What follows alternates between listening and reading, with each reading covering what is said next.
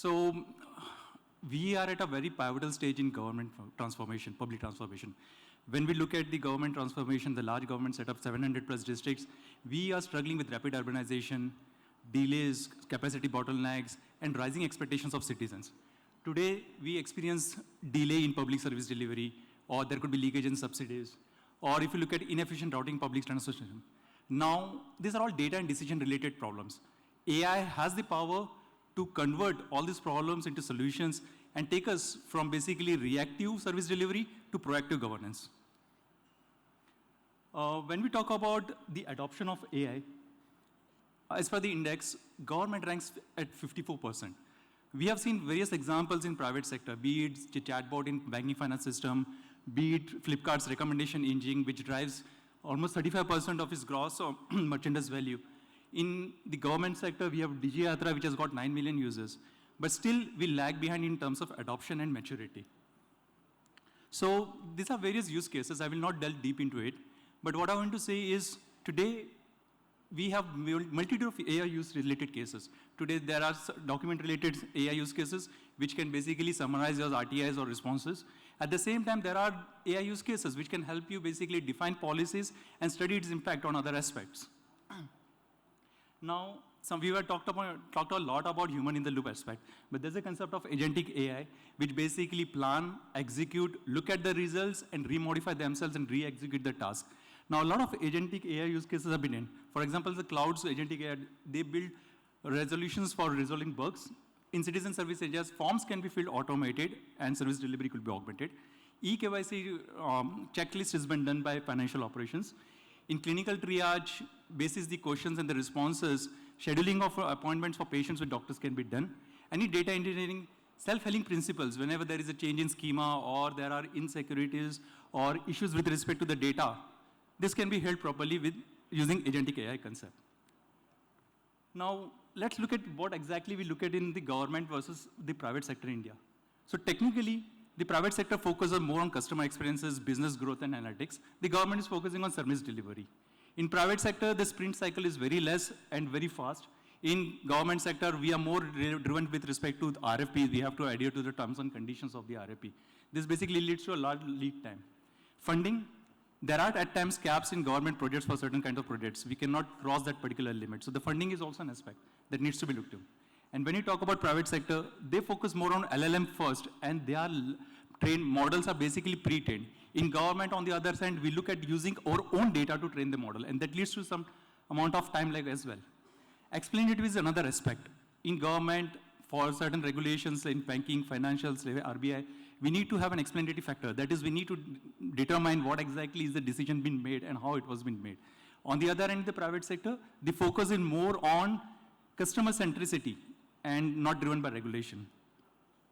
When I compare it with India and the US versus China, so the US owns most of the front stack operation. In India, we are more focused on the service-oriented operations. We are good in strong DevOps operations, ML operations.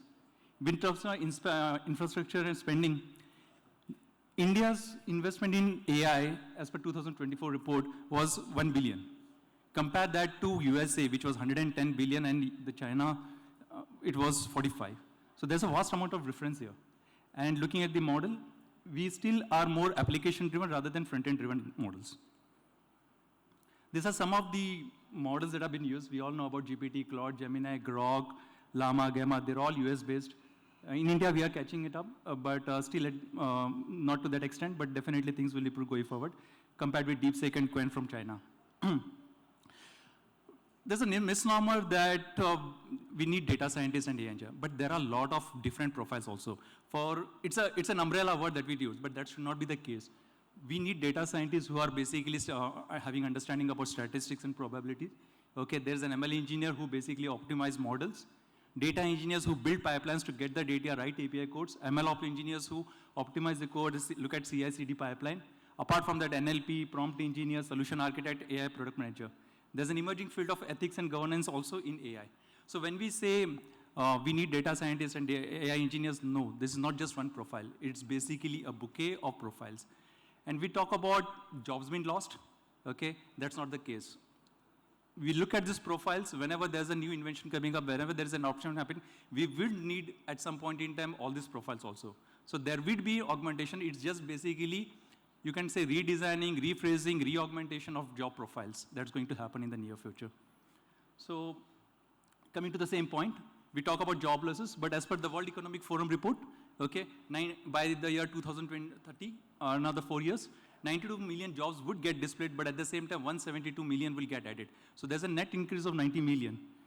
We talk about LLMs understand humans, no. Even if there are large frontier benchmarks which are available as per ARC AGI, which is the standard which determines the intelligence test of machines, large models score only 15 to 25% on cognitive level. So they cannot replace human intelligence.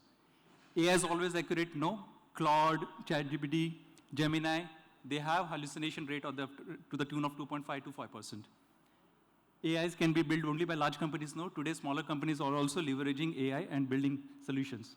And the biggest myth, we often talk about AI mein kharcha zyada aata hai. There's an expenditure in terms of GPUs, TPUs, solutions, proprietary, non-proprietary, but we overlook the fact that data is also one of the important aspects. In fact, it is the costliest. Any error, as per the DPDP Act, can land you in soup and you can be liable to pay 250 crores. Now that's multitude when compared to investment in terms of GPU, TPUs, or your solutions themselves. So how do we correct those challenges? So hallucination can be corrected by having LLM as a judge evaluation. Biasness with respect to dependence, racial current can be done by having fairness audit models, having diverse data set. Data privacy, there was an article where a Samsung engineer copied and pasted the code, confidential code in ChatGPT, and that led to billions of dollars as fine for Samsung. So we need to have PI redaction layer. Basically, these are layers which prevent or mask PI data when in transit.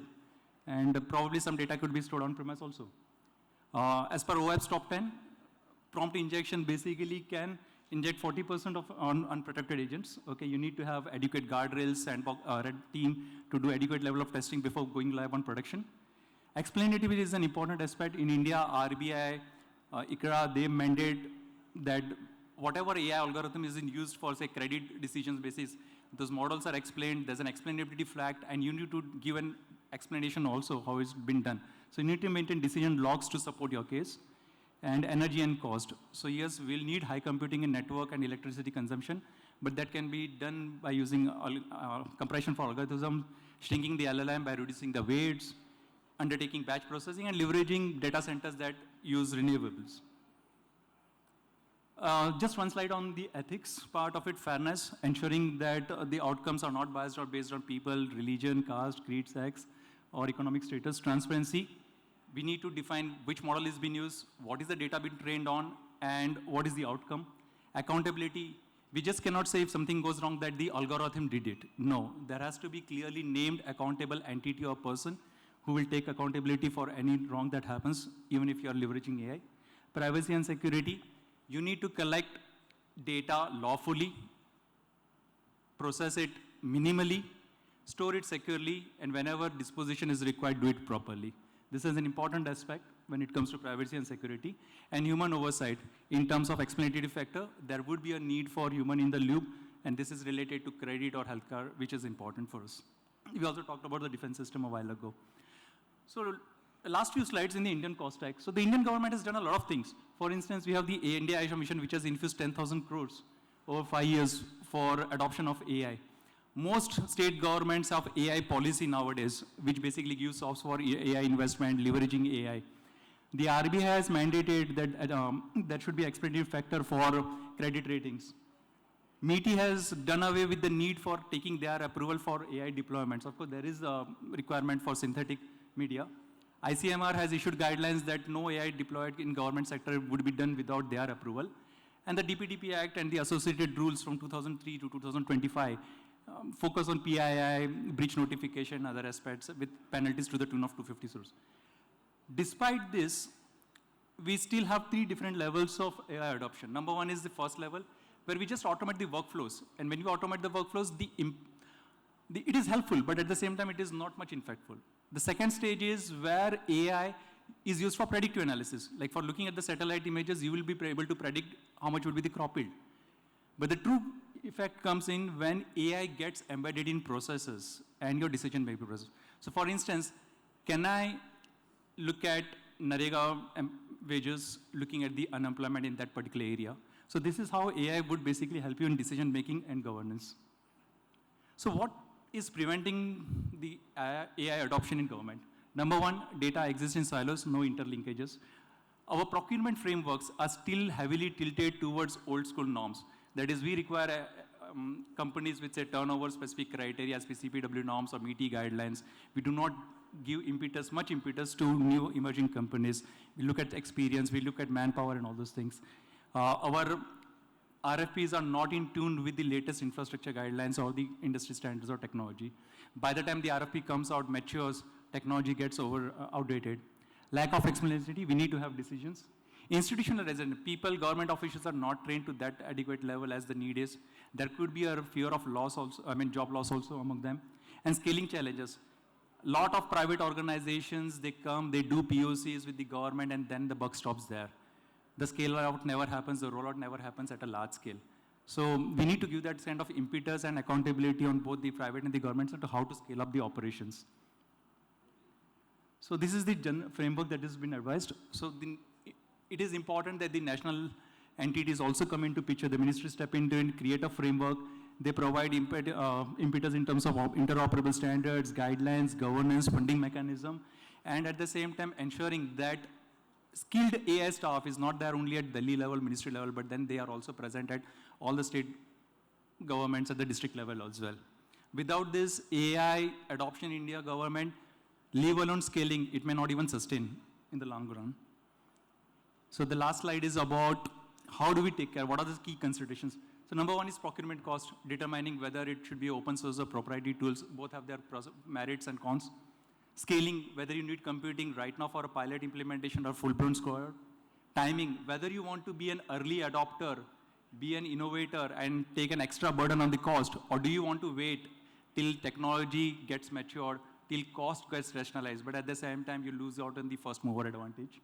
And people investment, what are the kind of resources I need to undertake all these kinds of projects? With respect to technology, do I have the right quality of data and the quantity of data to train my models? Technology investment, what will be required to change the current infrastructure? Privacy, does it fall in the DPTP guidelines? Is the data being processed within India, outside India? Does it affect any extent privacy laws?